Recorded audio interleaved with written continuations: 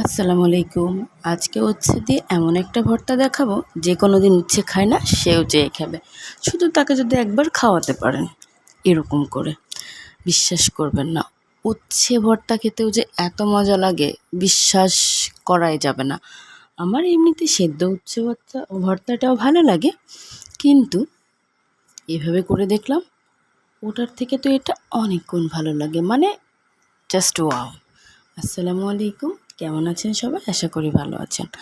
আলহামদুলিল্লাহ আমিও ভালো আছি। এই যে উচ্ছে ভর্তা প্রসেসিং শুরু। আমি প্রথমে একটু সরিষার তেল গরম করে তাতে শুকনো মরিচ দুটো ভেজে নিয়েছি। মরিচ আপনার ইচ্ছা মতো বাড়িয়ে কমিয়ে দিতে পারেন। যেহেতু দুটো কাঁচামরিচ দিচ্ছি তাই আমি 2টা শুকনো মরিচ দিয়েছি। শুকনো মরিচ ভেজে তুলে রেখে দিয়েছি কাঁচামরিচ, তার ভেতরে দিয়েছি আস্ত রসুন, মানে রসুনের কোয়াগুলো আস্ত করে। রসুন যে কোনো ভর্তার টেস্ট এমন লেভেলে নিয়ে যায়, আপনি যে কোনো ভর্তায় রসুন ভেজে দিয়ে দেখবেন আপনি জাস্ট ফিদা হয়ে যাবেন। আর রসুন ভাজিটাই তার স্মেল, তার টেস্ট অসম্ভব ভালো হয়। তো সব কিছু সুন্দর করে ভেজে আমি তুলে নিয়েছি। এবার ওই তেলের ভেতরে দিয়ে দিব উচ্ছে। উচ্ছে দিয়ে সামান্য লবণ দেব। যদি রঙটা একটু ভালো করতে চান আপনি একটু হলুদও দিতে পারেন।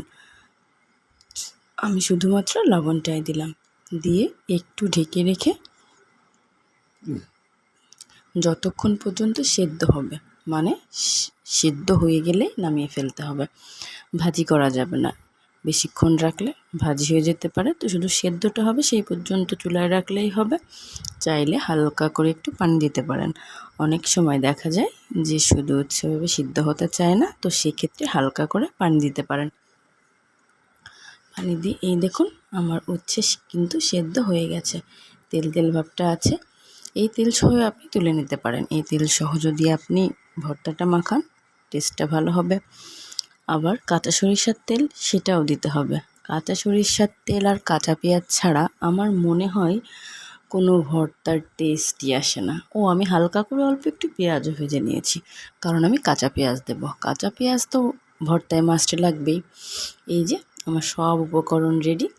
এইবার সমস্ত কিছু মরিচ, কাঁচামরিচ, শুকনো মরিচ যা যা ভেজে রেখেছিলাম তার সঙ্গে কাঁচা পেঁয়াজ ভালো করে মেখে নিয়েছি। কাঁচা পেঁয়াজ ভালো করে মেখে নিয়ে তার ভিতরে উচ্ছেগুলো দিয়ে সুন্দর করে মেখে নিব।